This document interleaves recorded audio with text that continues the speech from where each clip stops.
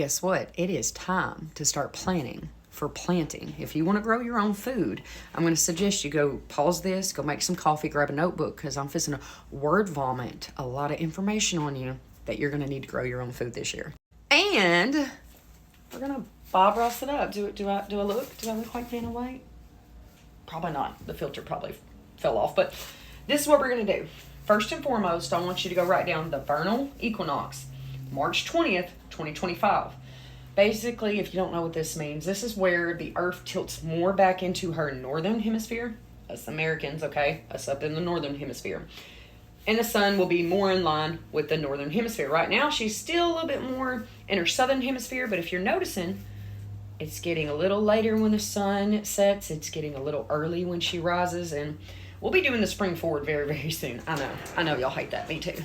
Oh yeah, Hunter here is my apprentice, and he's making sure the berries still taste good, okay? It's all right. So, all right, let's jump right into it. Let me get on my little stand here. So, again, Vernal Equinox, March 20th. Does this mean that you're going to be able to just start planting tomatoes and peppers and stuff? Nah, don't do that. Does this mean that you should just start planting everything you see?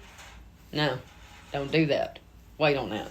So, basically, this just means this is when true spring starts for the northern hemisphere, and obviously during this time, starting in the south, working its way up to the northern part of the U.S., the spring frost dates will come and end, and you'll start to begin your growing season. This is also when you'll start to see the daffodils rise, the dandelions starting to come out. You'll start to see the tree buds, like the shebang. Now, this is less than 60 days away. Just why we got a plan, y'all, because we ain't got much time, right?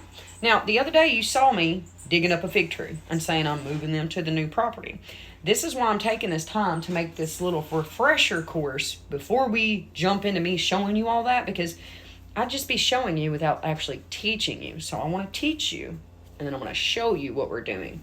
So, two big things we're going to refresh on today are the lunar phases, the moon phases, and geotropism.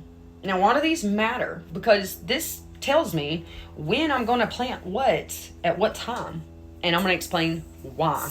So, if you are one of those that really follows the Farmer's Almanac, then you already know about these lunar phases. I'm going to tell you to skip past this. But if you don't, then I'm going to tell you don't drown in the Farmer's Almanac on these lunar phases. We're just going to focus on two main ones, waxing and waning. Now, currently, January 26th, we're in the waning phase. That's why you see me taking those over there. And it's going to make sense in just a second. So give me a minute. All right. So what is geotropism?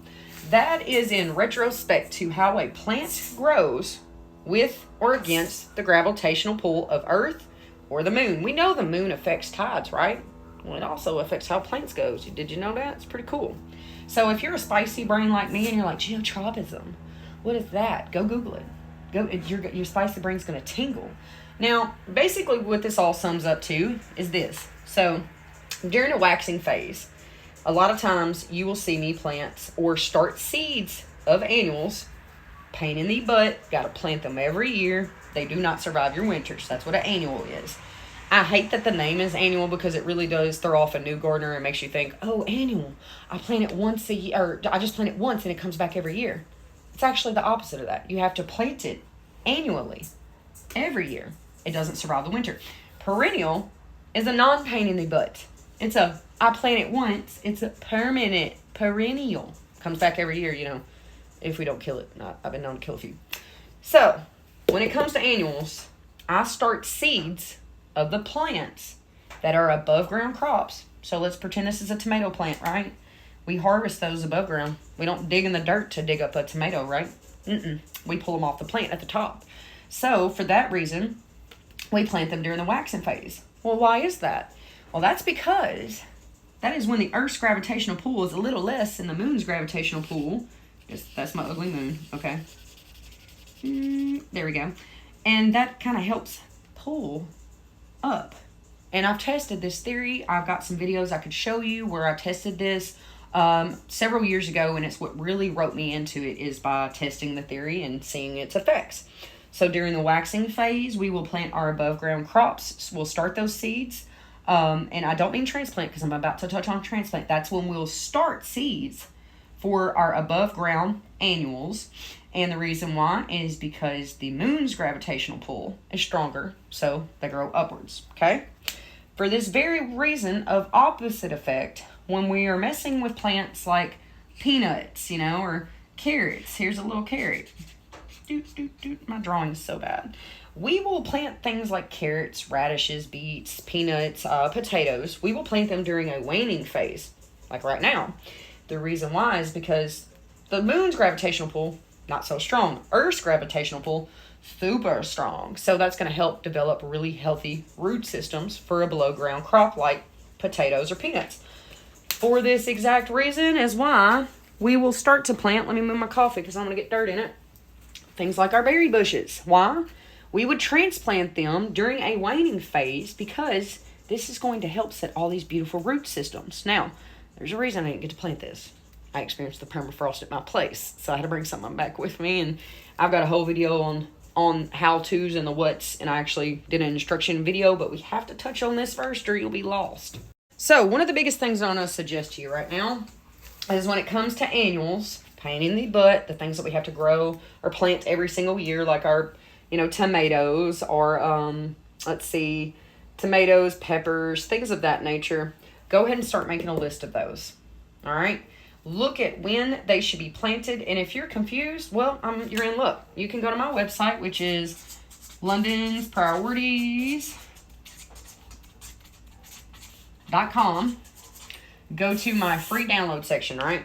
I have a ton of free gardening advice on there in documents or PDF form and Excel that you can utilize. One of them on there is a calculator. You can go and pop in your last spring frost date for this year. For your annuals, there'll be a whole comprehensive list of very common vegetables we all grow in the backyard. And you can pop in your last spring frost date, and it's going to tell you exactly when you should start those seeds and when you should transplant those seeds, okay? So there's that. There's also a beginner gardener's kit that's just going to kind of walk you through everything. It's even going to tell you how to figure out plants that are not on the calculator for you and your frost date, all right? So make that list of all the annuals you want to plant. Now, if you're not sure on where to start, plant things you're going to eat. Plant with purpose of eating instead of just, I want to plant it all. I've been there. I've done that. You're going to waste a lot of time. Try to stick with things that you know your family will eat and benefit from. What I did was I started out with potatoes, and I was like, man, we're Southern. We eat a lot of freaking potatoes. So I just kept going with it every year until I got to where I can grow 150 to 300 pounds with potatoes and harvest them every year. And I got multiple ways you can those, cook those, and preserve those. That's other videos later. But back to this.